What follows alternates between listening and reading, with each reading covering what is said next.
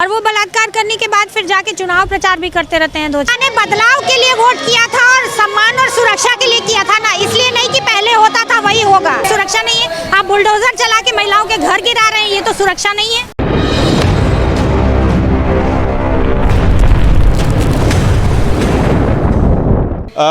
अभी हम शास्त्री घाट पर मौजूद है। यहाँ पर तमाम महिलाएं मौजूद हैं। हम क्या कुछ है यहाँ पर हम जानते हैं। मैडम अपना परिचय बताइए। मेरा नाम जागृति है। बनारस में साझा संस्कृति मंच और लोक समिति, एप्पा और दखल ऐसे तमाम महिला संगठन जो बनारस में काम करते हैं, उन सबके साथ यहाँ पे ये महिला सम्मेलन आयोजित है। मेनली मुख्य मकसद इसका ये है कि 2024 का चुनाव अब सामने है और उसमें महिला मुद्दों को प्रमुखता से हम लोग उठा रहे हैं, जिसमें सम्मान, सुरक्षा और रोजगार की बात है कि हमको ऐसा नहीं है कि आधी आबादी जो है वो केवल 5 किलो राशन से खुश नहीं है। उसको उसके बच्चों की शिक्षा सस्ती चाहिए, उसको रोजगार, बेहतर रोजगार चाहिए। और क्योंकि यहाँ पे बहुत सारी उसमें ठेला पटरी वाली महिलाएं भी हैं, मनरेगा मजदूर की भी महिलाएं हैं और उसके अलावा तमाम असंगठित क्षेत्र की महिलाएं हैं, तो उनके रोजगार का सवाल भी उतना ही मजबूती से हम उठा रहे हैं। और उनके सम्मान का सवाल है। आपको पता ही है कि बनारस में अभी कुछ ही दिन पहले कप सिटी में एक लड़की के साथ रेप हुआ और बोरे में उसकी लाश मिली। BHU के अंदर की घटना भी हम लोग जानते हैं। इस तरह की जो उत्तर प्रदेश में स्थिति बनी हुई है, जो महिलाओं के साथ जिस तरह से बलात्कार और हिंसा की घटनाएं बढ़ रही हैं, वो एक हमारा बहुत बड़ा मुद्दा है कि ये बनना चाहिए। हमारा सम्मान, हमारी सुरक्षा का सवाल जो है इस चुनाव में सबसे बड़ा मुद्दा है। पर योगी जी कहते हैं हम जीरो टॉलरेंस की नीति अपनाए हैं और कोई अपराध नहीं हो रहा है। जीरो टॉलरेंस की अपनाए हैं तो फिर BHU की इतने सेफ परिसर में बलात्कार करने की हिम्मत उनकी ही पार्टी के लोगों की कैसे हो जाती है? और वो बलात्कार करने के बाद फिर जाके चुनाव प्रचार भी करते रहते हैं 2-4 महीने तक। तो ये जीरो टॉलरेंस तो नहीं है। नहीं, तो ये तो किसी भी सरकार में हो सकता है। मतलब कोई भी अगर विपक्ष की आए, सत्ता पक्ष की आए, बिल्कुल, चाहे किसी सरकार में होगा हम तो विरोध करेंगे ना, आवाज तो उठाएंगे। सरकार में जिस भी सरकार में होगा हम वो आवाज उठाएंगे। लेकिन पूर्व की सरकार से तो अभी के सरकार में तो कम अपराध है। ऐसा तो NCRB के आंकड़े तो ऐसा नहीं कह रहे हैं, हमारे आंकड़े नहीं है।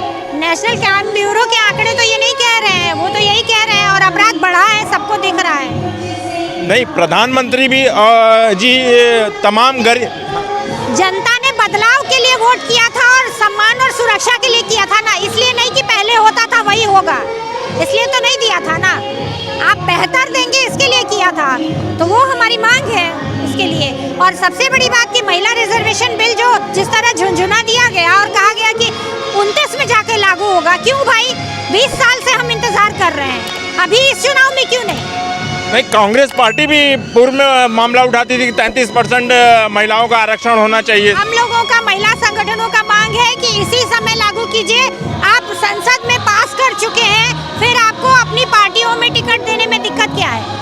आपको नहीं लगता कि अब आप ये जो मुद्दा उठा रही हैं, अब 2024 एकदम चुनाव नजदीक आ गया, पीक पर आ गया? वो तो 6 महीने पहले से चल रहा है ना, महिला शक्ति वंदन। तो शक्ति तो पार्लियामेंट में जाने से होती है, विधानसभा में जाने से होती है, शक्ति और कहाँ है? नहीं, वो तो कह रहे हैं ना योगी जी की बेटी बचाओ बेटी पढ़ाओ के लिए कह रहे हैं। बेटी बचाओ, बेटी किससे बचाओ? उन्हीं लोगों से जिनको, चाहे आप बिल्किस का मामला देखिए, कठुआ का मामला, हाथरस का मामला, उन्नाव का मामला, हर जगह बेटी को किससे बचाना हो रहा है? वही तो सत्ता में बैठे हैं। तो लड़ाई तो सत्ता की है ना।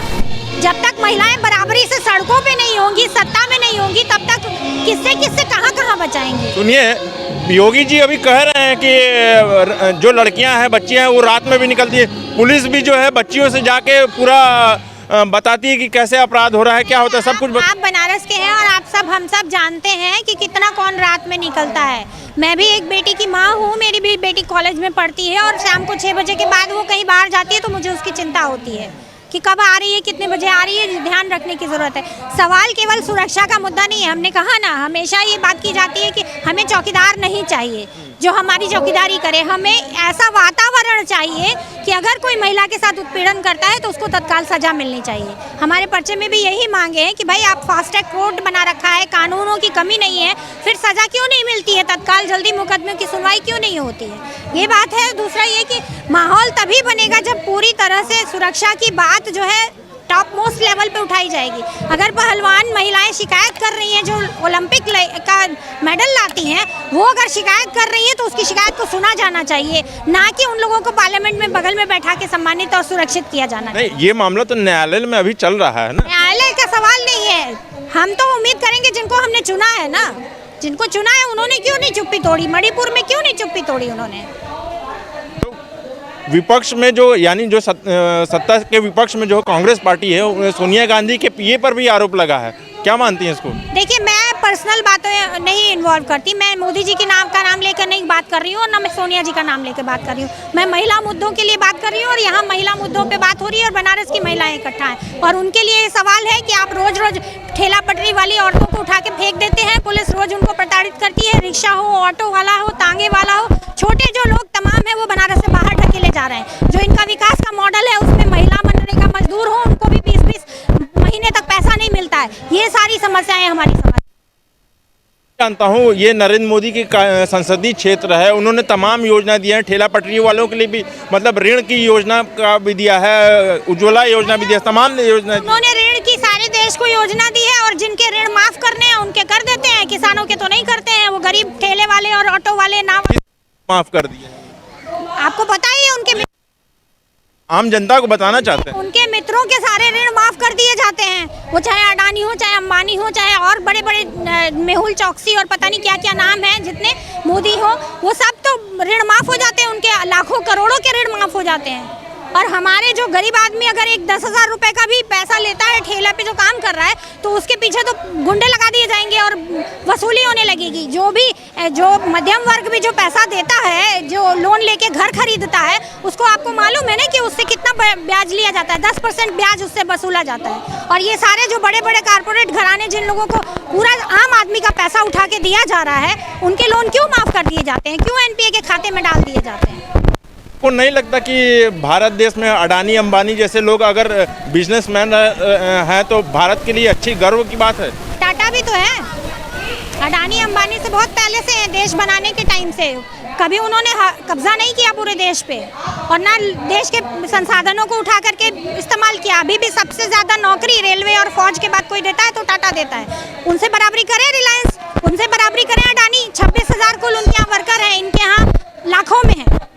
तो कौन सी इंडस्ट्री, कौन सा उत्पादन बना रहे हैं? कुछ नहीं। सबसे बड़ा रेलवे जो चलाया, इस देश को गढ़ने का काम बड़ी बड़ी जितनी नवरत्न कंपनियां हैं वो सब करती हैं। और वो सरकारी होने का मतलब होता है आदमी की सुरक्षा, उसके भविष्य की गारंटी। हम उससे छीन करके और ठेके पे चलाएंगे देश को तो चलेगा? हद तो ये हो गई कि आप सेना भी ठेके पे चलाएंगे। अब 4 साल की नौकरी देंगे, वो अगर शहीद हो जाता है तो उसको शहीद का दर्जा नहीं मिलेगा, उसको पेंशन नहीं मिलेगी, उसके परिवार को मदद नहीं मिलेगी। ये किस तरह की इकोनॉमी है? ये किस तरह का? ये तो महिला सुरक्षा नहीं है। आप बुलडोजर चला के महिलाओं के घर गिरा रहे हैं, ये तो सुरक्षा नहीं है। हम इस बुलडोजर राज के खिलाफ हैं। तमाम योजनाओं में उनको गरीब परिवार को घर भी दिया है उन्होंने, जितना दिया है उससे ज्यादा का छीन लिया है। आपको भी मालूम है, यहाँ दिल्ली से ले करके और लखनऊ से लेके बनारस तक में घर ढहाए गए। मेरा खुद का घर ढहाया गया। तो ये थी जागृति जी, जो एक संस्था से आती हैं और उन्होंने बताया कि महिलाओं का आए दिन शोषण होता रहता है। तो उत्तम सवेरे के लिए मैं अशोक पांडे, धन्यवाद।